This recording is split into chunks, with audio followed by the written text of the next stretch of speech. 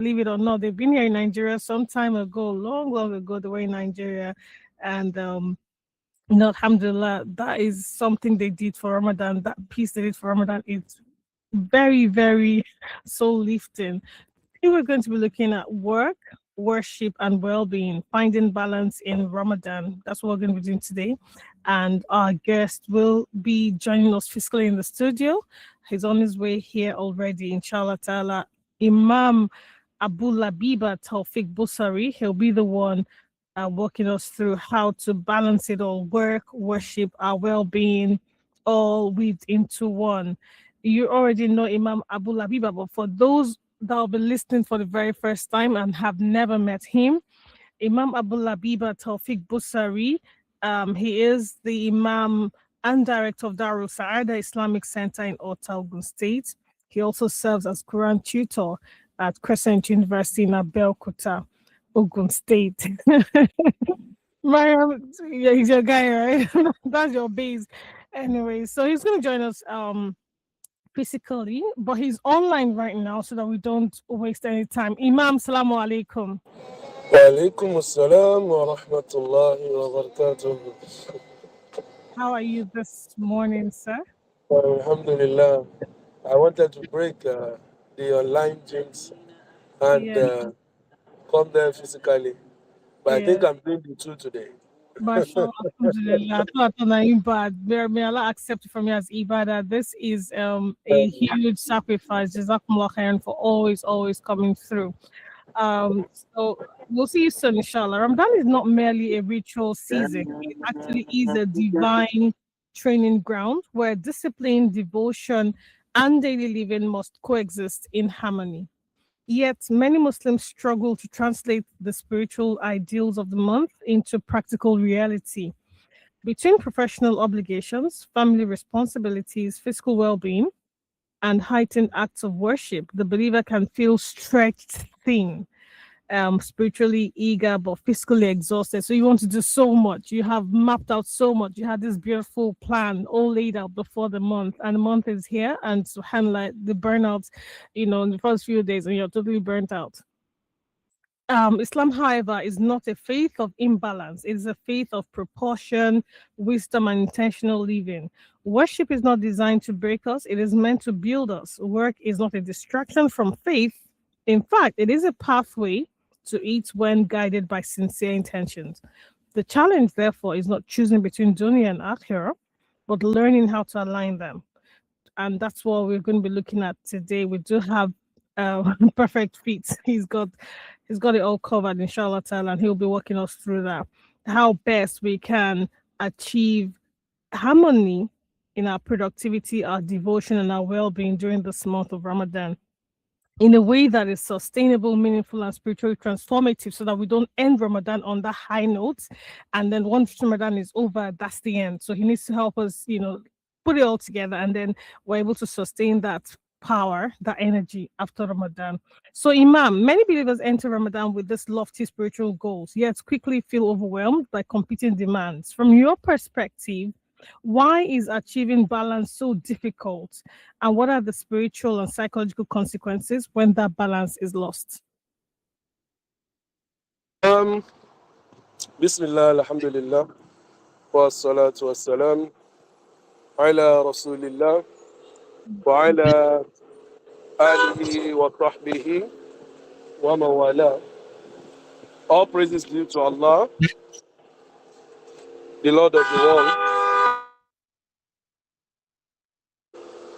All praises due to Allah, the Lord of the world. We beseech His blessings upon the noblest of mankind, Muhammad, the son of Abdullah, his household, his companions, and all those that tread his path till the day of reckoning. When we talk about balancing, actually, why a whole lot of people are finding it difficult to really balance is that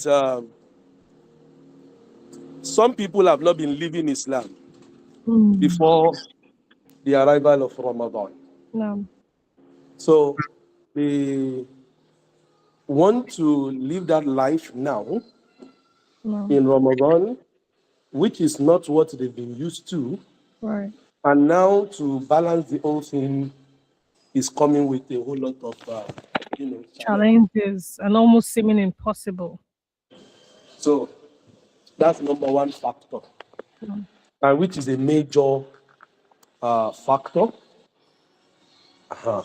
It's a major factor which has affected a whole lot of people.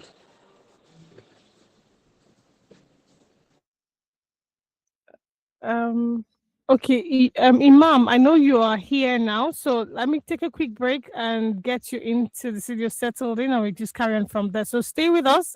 Give us a few minutes to get Imam settled in.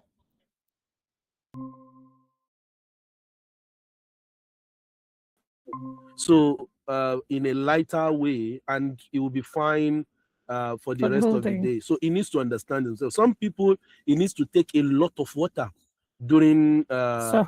sahur.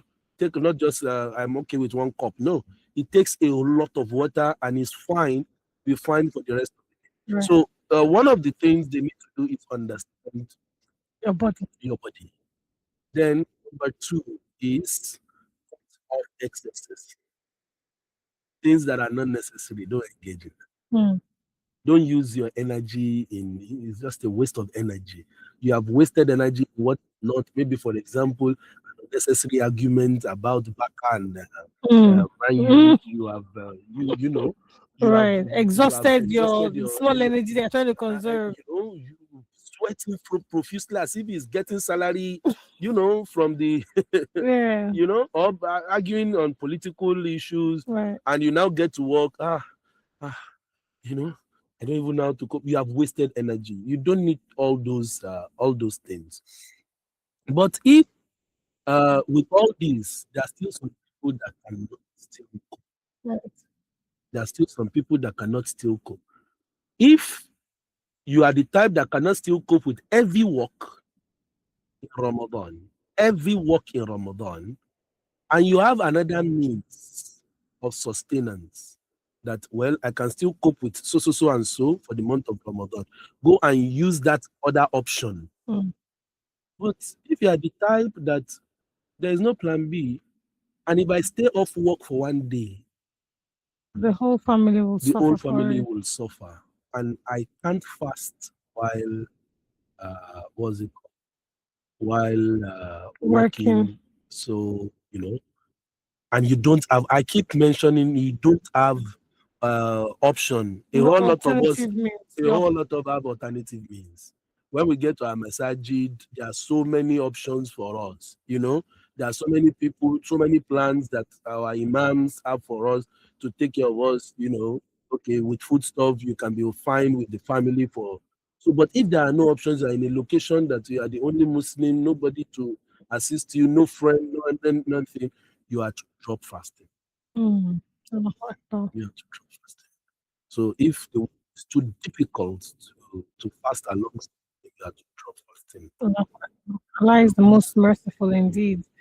Something that comes with Ramadan is sleep disruption. It's 5 and 6, right? Mm. Sleep disruption and Ramadan, they're together, particularly for those that take their night prayers seriously, both Taraweeh and Tahajjud, and then have to also meet up with Sahur. How can people safeguard their health without sacrificing the spiritual opportunity? Um, Sorry, I need to add something. Okay. As you are Living the fast, leaving the you have fast, to you have to do pay feed there. fidya. It's money you are getting. You to go and feed somebody that is in such a position, looking for somebody Feed him. to feed him. So you go and feed, he will not live fast. So, Do you understand? So um, you have to do fidya for each day, or you calculate everything together and do it at once. So it's not just all for free like that. mm, So mm. you want to get money, then you feed people as well for that purpose. But I keep saying, do not misuse this window, and that's why scholars don't really Mention talk it. about this. Yes. They don't really talk about this because of how people will bastardize, make misuse it, misinterpret it. So don't put yourself in that corner. Before you can apply this, you must be In there, and you're completely in fact helpless. There's no completely other helpless, option completely anywhere. helpless. Yeah. So now, in terms of sleep, you sleep cannot enough in Ramadan. You always be in need of, because fasting will always want you to sleep. No, That alone. no. But to balance well-being now, not just, "Oh, I just feel like sleeping." No, what does your body need? You need to. The Prophet Sallallahu Alaihi Sallallahu Wasallam Alaihi Wasallam. encourages us to always have qaylula, which is what we call siesta. Okay. Thank God you are not going to the restaurant during your break. Mm, Um, mm, no right. restaurant, no. Let me You're quickly not get carrying to. lunch. Let me Yeah. quickly get to no lunch, no anything. So such a period, just take a nap. A You know, power nap is called. Yeah. so just sleep. If sometimes you sleep for 5 minutes, and it'll be beneficial than a sleep of 2 hours. You know, so if it is 5 minutes, if it is 10 minutes or 1 hour, you could catch up with. Please, it will help your body. And the Prophet ﷺ Sallallahu Alaihi encouraged Wasallam. us to do this, and he used to do it as well, so as to strengthen himself during the night. Mashallah. So Yeah. you must have, there is a number of hours of sleep your body requires, but you cannot give the body all at once. So Right. then break it. In the night, I will do this so that I can have night activities, night prayers. Then during the day, I can still sacrifice. So the Prophet used to do in between Zuhr and Asr. Sallallahu Alaihi Wasallam. If yours can come during Zuhr and Asr, it's also. But if you cannot do it during Zuhr and Asr, it's not compulsorily. It's not compulsory. It has to come during Zuhr and Asr. It can come before Zuhr, depending on. Schedules. But try to have sleep during the day so that it helps you catch up. Then our our phone time too needs to Mm. be cut off. That's another thing. That's the stealer of our sleep. And But that's it one that steals steals our from. sleep a Yeah. lot. Yeah. Steals our sleep a lot. Because mostly the person he's not doing he's not doing tarawih, he's doing with tarawih, he's not doing anything. Now it's for you to sleep early, but he has to be on the phone. To You catch just up with all the emails and all the messages sometimes it's not and see even what's the trending. It's what's trending. it's I sometimes just use that corner now. You sleep to shake, Well, we need to justify this when I'm using our phone. So I just want to catch up. I want to be sure that I've cleared all my emails. But in the bit of clearing the emails, you I are can't watching enter Twitter straight. trending issues and the Yeah, likes, start scroll out comedy to the and so on. So these are they are stealing time and stealing they steal your sleep. So go to bed early enough. When you go to bed early enough, you be energized enough to undertake activities, be it spiritual or for your professional activities for the day. Mm. So there are some of us that are permanently in the state of anxiety. We feel we're not doing enough, especially when you're comparing yourself with your siblings. Like me now, constantly underperforming. Subhanallah, if they use sibling scale to judge us, astaghfirullah, may Allah protect me. So they're miles ahead, and we're surrounded by people that are achievers. So you're constantly still of that, state of anxiety, feeling, you know, despair. If you're not reciting enough, the next person is already on, juice 20, almost finishing one Quran, and you're struggling with juice 2. SubhanAllah. How can one cultivate spiritual contentment while still striving for excellence in worship? وَاعْبُدْ رَبَّكَ حَتَّى يَأْتِيَكَ الْيَقِينُ. You have to worship Allah till satisfaction. The moment you start feeling satisfied, there's problem. Mm. This one is enough. It should never be enough. You need to continue to struggle, even if you have done more. Never enough. It's Just never keep going. enough. Just continue to. And yes, people can motivate you, but should not demoralize you. Mm. People can motivate you, but you cannot. For example, you have a friend that observes, uh, what's it called, nafila. Maybe if you stand uh, having maybe 5 juzu, stand, and you cannot.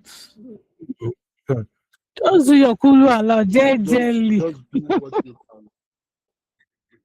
So you will now keep struggling. Don't condemn the one that is doing that much and say that your own is too much. No. While you also strive to see how you can Do gain more. steadily, gradually. Your growth has to be steady and your growth has to be gradual So that can be so that sustainable. you can be sustainable, because Allah loves something that you do and is Consistent. consistent, not what you do today and you're ready to Abandon. do it for the next 1 or 2 years. So consistency, if it is 2 rakah, that will be consistent. Be consistent. If it is 4, that will be consistent. Be consistent. So I only use the rakah as example. It applies to every aspect of your deen. Same thing, issue of reciting. Just ensure at least you finish one. At least finish one Quran. If you can do more, then fine. If you cannot do more, just at least one. Target to finish one and work towards So, it. there are modalities to you can use to finish. For example, you know that you are a very busy type. Then plan your recitation around your salat time. I'll recite so number of pages before salah. Then after salah, I will recite so number of pages. If you are targeting one Quran, that means before salah you can read 2 pages. I don't mean 2 leaves. I mean 2 pages. So then after salah you read another 2 pages. That's 4 pages. So after each day you would have completed 20 pages. So 20 pages times 30 days. 20 pages is 1 juzu. And you have 30 juzus in the Quran. So you just need 1 day extra to do like a weekend, to do 4 instead of, because the Ramadan may not be 30. No. Ramadan may not be 30, it may be 29. So just to cover up for. So if you want to do 2 Quran, then you increase the number of pages like that, planning around your salah. It helps to achieve this with ease and comfort. May Allah guide us. I mean, yeah, Rob. Something else that Islam teaches is intention. It transforms ordinary actions into acts of devotion. And I think we've mentioned that earlier, because that intention is what separates the religious act of worship, act of worship from a customary act, as it were. Now, how can working professionals consciously embed sincere intention into their daily tasks so that their careers become extensions of worship during Ramadan and even beyond Ramadan? Yes, have to especially mention you live Islam, and you live Islam with the correct intention, so that what you are doing will earn you reward rather than just doing it customarily. Even eating, you can turn eating to ibadah, act of worship. How? I'm eating this, has the intention that you are eating because Allah wants you to sustain yourself. I'm doing this, I'm eating so that I have strength to worship Allah. Allah said I should not take my life, So, and this will endanger my life, not eating with them. I'm doing this because Allah asked me to. So, these are intentions you can have around eating. And as you're eating, you're having, reward. As you're sleeping, you're having reward. I'm sleeping, I can wake up in the night to worship Allah. I can do this, different things like that. And this also affects your professionalism. When you get to, in fact, before you become a professional, even while studying, have that intention that I'm studying this because I want to assist Islam with this. I want to assist Islam from this aspect of professionalism. So, as you are studying, you are getting reward. And when you get to your field, you ensure that you do things with right intention, doing things the way Allah subhanahu wa ta'ala wants it to be done, even if you are the only one in your entire company. The only one in the entire company. Don't bother about it. Let Allah take care of that for you. Allah will take care of your situation for you. Just ensure that you do it the way Allah wants it. If you end up losing a job because you are doing it, wallahi, Allah will place it with something better than that. Allah. Allah will replace with something better because you are doing it. But if you are not doing it with a good intention, you are doing it wrongly or thereabout, if you lose it, you might not have such opportunity again. Yeah. So our ibadah, Islam is not for you to just be on the mat, I have to be on the mat. Where's my clothes for salah?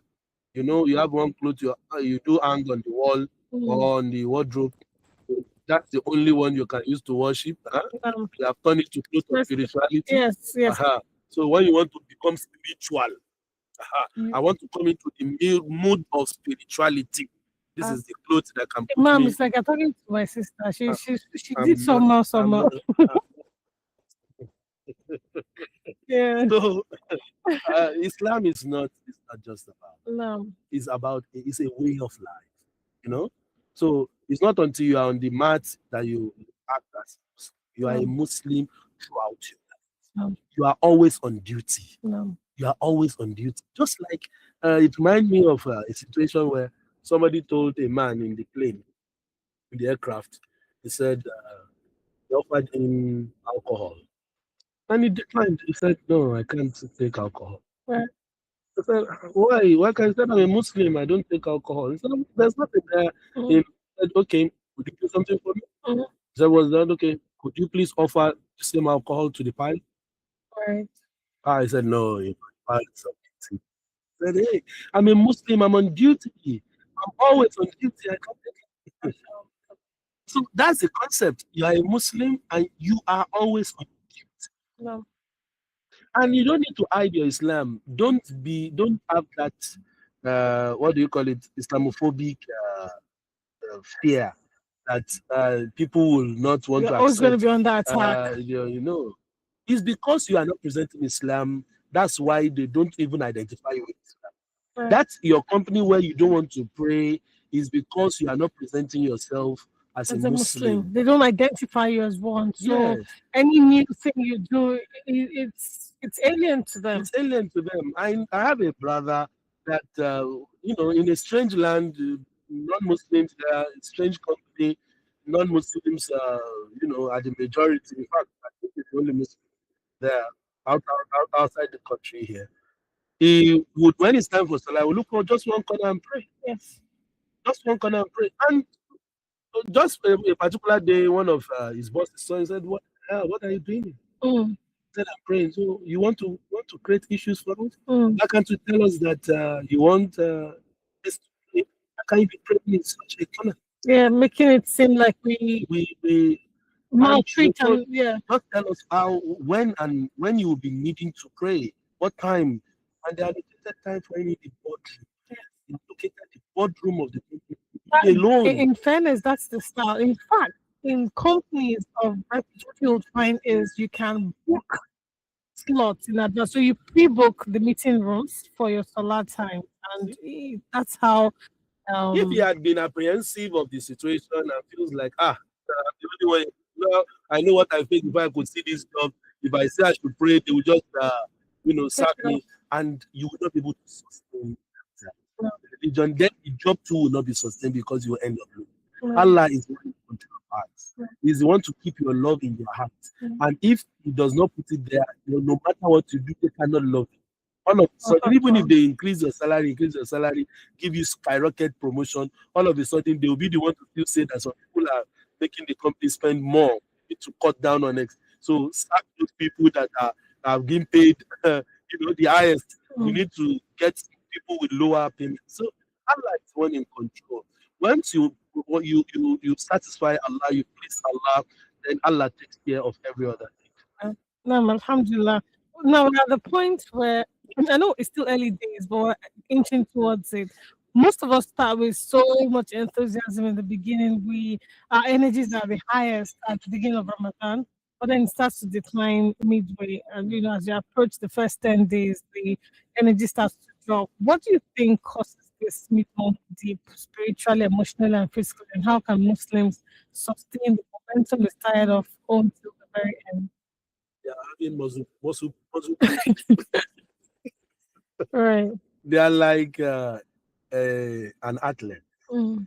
or a footballer that wants to go into a tournament without a preparation or Practice. You said it. practice. Yes. Same. So You back here understand? again. Yeah. So, and you just want on the day of the tournament, you want to be so fit and agile on the huh? Moment you run from here there, you just have it pull you, and that's the end of the whole. So that's a false start. Mm. Mm. A whole lot of people are having a false start. In the day Ramadan started, or the night, uh, the first night, you see Masajid very filled, Full. No. filled with worshippers observing Tarawih. Go there tonight. I'm sure you will not see the same number Yes. again. Yeah. So those ones are having false stats, because this is a way of life. A way of life is not window shopping. Is not anything that you are just trying to redress an issue. You need to prepare adequately. No. When you have adequate preparations, there is no way you will get to the middle and and get relaxed or feel weak or feel like you cannot push further. For No. example, if you are used to reciting the Quran daily, the Quran had been part of you before. Reading the Quran in Ramadan will not be an issue. Yes. If you are used to observing Salat before, praying in Ramadan will not be an issue. Yes. Because it's normal. It It's just normal. flows normally. Now, if you are not used to fasting before and you have tried fasting for a few moments before Ramadan came in, you will be used to it by now. Yeah. Some people will tell you, first day of Ramadan, it will deal with you. It's just because of a lack of adequate preparation. So these are the things affecting our people. We need to intensify on our preparation, and we should not just see Ramadan as any other month. When you said we should intensive, I think part of the blame, and I apologize, is to the ulama. And I say this because, subhanAllah, you are aware that Nabi Sallallahu prepares for Ramadan 6 months ahead.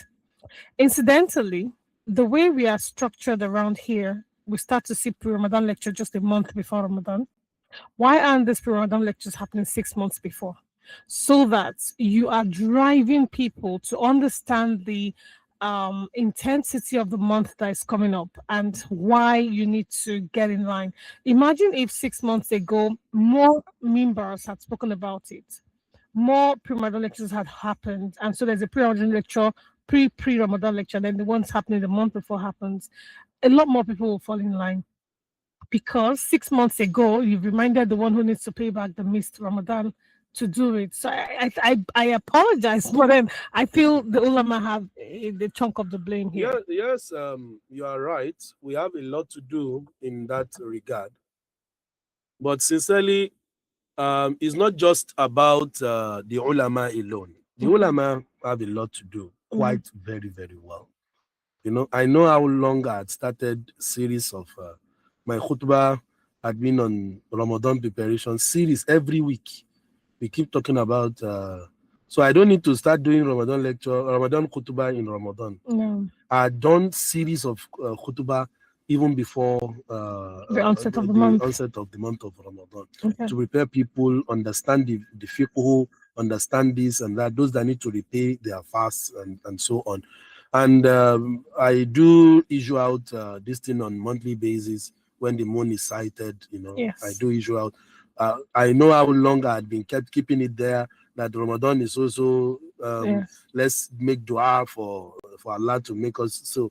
And then those that have not missed. But if we all collectively do this, it will increase the awareness. Most definitely. The awareness is very, very, very, very low. I remember attending, I was invited for a Ramadan lecture in a community.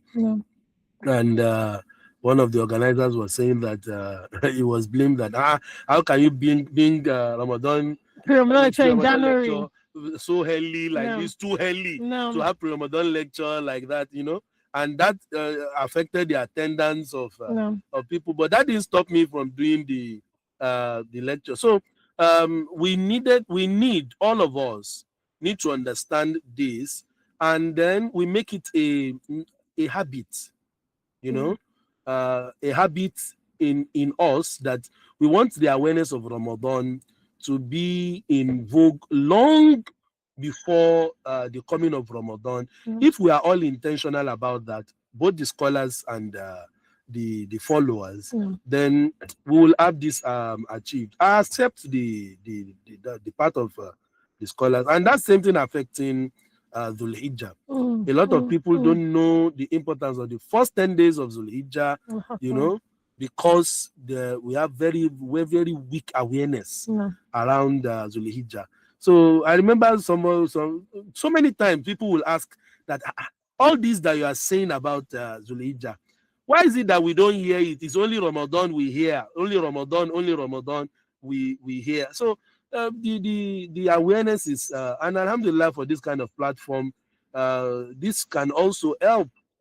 You know, when we have Ramadan like 6 months, you know, away, let's have discussion on it. Inshallah. So let's have it noted, because this program, you know, goes a long way and it touches. It reaches a lot of corners, you know. So let's also embed it there, and every other program that can assist this. So let's just push the awareness and help people prepare better. We have so many people that didn't pay the missed fast till we started this one now. Very true, sir. They didn't pay back. And some don't even know the gravity of not paying back. You know, they don't know what it is. We'll do it later. I remember when I sent out a write-up on Fidia and the like, and I kept there that those that didn't pay back, they have the social punishment too. Somebody said, I've never heard of it before. Yes. So we have a lot to do in Dawah.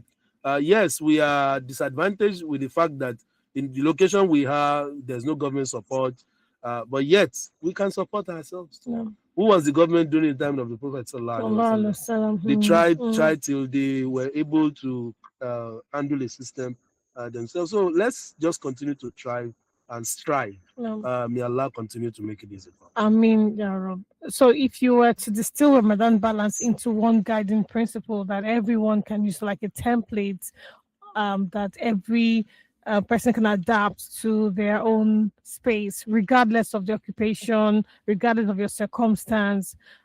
So something you can do on a daily, what will it be and how can it be lived practically? So like practical guides, this is where we are now, for that anyone can adopt. You're a youth, you are a new Muslim, you are a nominal Muslim, subhanAllah, but you're listening to this now and you want to make a change, something that anyone and everyone can adapt to their own circumstances. What will be that guide? The guide is live Islam every day. Live Islam. Be intentional about living Islam every day. Don't make your Islam ceremonial. Don't make it occasional. Right. It's until it's time for Eid. It's until it's time. Imam, I need to interrupt you. Let's take this call. Hello, good morning. Wa alaikum wa barakatuh. Wa alaikum assalam wa rahmatullahi. Wa alaikum salam wa rahmatullahi wa barakatuh. Thank you. Jazakallah khairan. This is Yusuf Olamile Kwadidiran.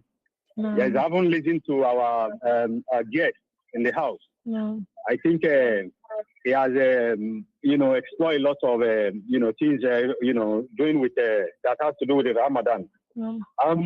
So I think the reason why in this part of the world, this country where we have, is because we are in a secular state and the mixture. So because before, on the day of that Ramadan night, I mean, when we wanted to start Ramadan, somebody was calling me in Spain. Okay. Yeah, a friend was calling me from Spain that, they are already, it's like the mood there. That's why it's that, the population is not, all that like ours.